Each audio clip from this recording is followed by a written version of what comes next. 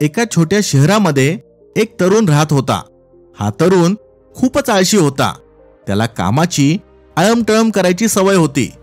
तो नेहमी महत्वाची कामे पुढे ढकलायचा आणि यासाठी लोकांना दोष देत बसायचा.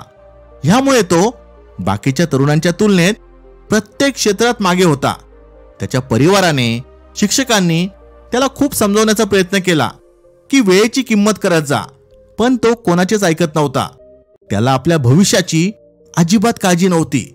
तो फालतू गोष्टी करण्यात वेळ वाया घालवायचा. एके दिवशी त्या शहरामध्ये एक महान साधू महाराज आले. हे साधू महाराज आत्मज्ञानी आणि साक्षात्कारी होते. अनेक लोक त्यांना भेटायला जाऊ लागले, त्यांच्याकडून उपदेश घेऊ लागले. ही खबर त्या आळशी तरुणाला समजली. त्याने सुद्धा साधू महाराजांना भेटायचा निर्णय घेतला, जेणेकरून तो महाराजांकडून काही बोध घेईल आणि आयुष्यात प्रगती करेल. तो महाराजांच्या मठात येऊन पोहोचला आणि त्याचा नंबर याची वाट पाहू लागला. जेव्हा त्याचा नंबर आला, तो महाराजांच्या पाया पडला आणि म्हणाला, महाराज, कृपया माझी मदत करा. मी माझ्या आयुष्यात अपयशी ठरलो आहे. माझे सर्व मित्र प्रत्येक क्षेत्रात माझ्या पुढे निघून गेले आहे. मला सुद्धा त्यांच्यासारखी प्रगती करायची आहे आणि एक समृद्ध आयुष्य जगायचे आहे. कृपया मला सांगा, यासाठी मी काय करू? साधू महाराजांनी त्याच्या सर्व गोष्टी शांतपणे ऐकून घेतल्या आणि एक स्मित हास्य देत म्हणाले, बाळा, तुझ्या आयुष्यात जे काही दुःख आहे त्याचे एकमेव कारण हे आहे की तू वेळेची किंमत करत नाही. तू कामाची अळमटळम करतो आणि आयुष्यातला अमूल्य वेळ वाया घालवतोय, जो तुला कधीही परत मिळणार नाही. मी तुला एक छोटीशी गोष्ट सांगतो, ज्यामुळे तुला वेळेचे महत्त्व कळेल. तरुणाला एक आशेची किरण दिसू लागली. तो मोठ्या कुतूहलाने गोष्ट ऐकू लागला.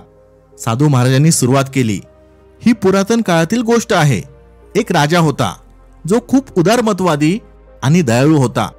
तो आपल्या प्रजेची खूप काळजी घ्यायचा, गरजूंना मदत करायचा. एके दिवशी तो आपल्या एका लहानपणीच्या मित्राला भेटला, जो राजाबरोबर गुरुकुलमध्ये शिकला होता. तो राजाचा मित्र खूपच आळशी होता. त्याच्याकडे ना पैसा होता, ना नोकरी होती, ना त्याची समाजात काही किंमत होती.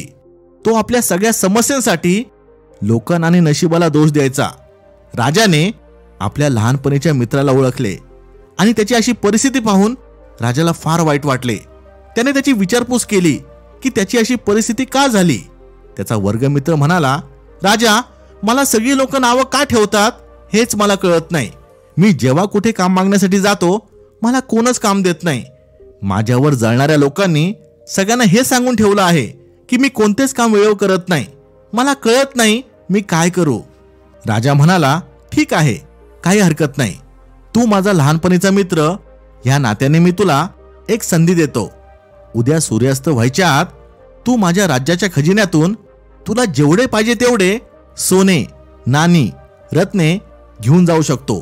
ते सर्व तुझे असतील. राजाचा वर्गमित्र प्रचंड खुश झाला. त्याने राजाला अनेक धन्यवाद दिले आणि लगबगीने आपल्या घरी गेला. त्याने सर्व हकीकत आपल्या बायकोला सांगितली. त्याची बायको सुद्धा प्रचंड खुश झाली. दुसऱ्या दिवशी सकाळी तो नेहमीच्या वेळेत उठला. तेव्हा त्याची बायको म्हणाली, लवकर महालात जा आणि जास्तीत जास्त सोने नाणी घेऊन या. यावर तो म्हणाला, मी आता जाऊ शकत नाही. मला खूप भूक लागली आहे.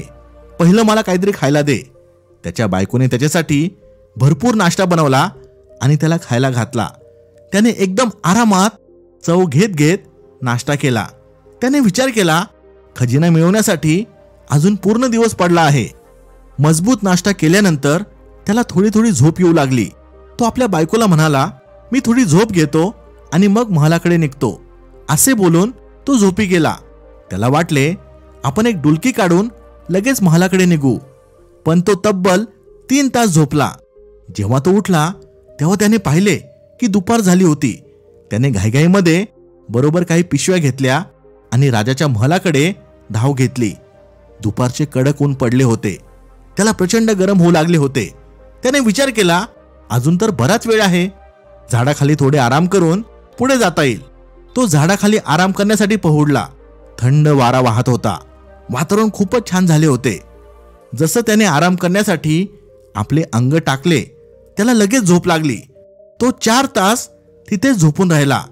जेव्हा त्याला जाग आली तेव्हा त्याने पाहिले संध्याकाळ व्हायला आली आहे आणि सूर्यास्त होत चाललाय. तो घाईघाईमध्ये उठला आणि त्याने महालाकडे धाव घेतली. काही वेळानंतर शेवटी तो महालात येऊन पोहोचला. पण आता खूप उशीर झाला होता. सूर्य मावळला होता आणि महालाचे दरवाजे बंद झाले होते. त्या आळशी माणसाला प्रचंड दुःख झाले. त्याने श्रीमंत होण्याची एक अत्यंत सोपी संधी गमावली होती, कारण त्याने वेळेची किंमत केली नाही. साधू महाराजांनी गोष्ट संपवली आणि ते त्या तरुणाकडे पाहत होते. तरुण निशब्द झाला होता. त्याला त्याची चूक लक्षात आली होती. त्याला स्वतःची लाज वाटू लागली. त्याने साधू महाराजांचे आभार मानले आणि त्यांना वचन दिले की तो पुन्हा आळशीपणा करणार नाही. त्याला ह्याची जाणीव झाली होती की वेळ खूप मौल्यवान आहे, त्याचा आदर केला पाहिजे. तो आपल्या घरी गेला आणि झपाट्याने आपल्या ध्येयावर काम करू लागला. त्याने कामाची अळमटळम करण्याची सवय सोडून दिली आणि कमी कालावधीतच मोठे यश संपादन केले. त्यामुळे त्याचा परिवार, मित्र, नातेवाईक सर्वजण त्याचा मान सन्मान करू लागले. मित्रांनो, जर आपण आपले आयुष्य पाहिले तर आपल्या लक्षात येईल की वेळ ही सोन्यासारखी आहे, जी सर्वात मौल्यवान आहे. प्रत्येकाच्या आयुष्यात वेळ मर्यादित आहे, त्यामुळे आपण त्याचा वापर हुशारीने केला पाहिजे. फालतू गोष्टींवर वेळ खर्च करून आयुष्य बर्बाद करून घेण्यापेक्षा महत्त्वाच्या गोष्टींवर काम केले पाहिजे, जे आपल्याला यश, समाधान आणि समृद्धी देईल. एक खूप छान म्हण आहे, जर तुम्ही वेळेचा आदर केला तर वेळ सुद्धा तुमचा आदर करेल.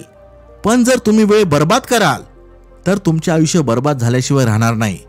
आपण आपल्या आयुष्यात हवं ते मिळू शकतो, फक्त आपल्याला वेळेचा सदुपयोग करता आला पाहिजे. इथपर्यंत व्हिडिओ पाहत असाल तर लाईक करायला विसरू नका. Thanks for watching. Stay blessed.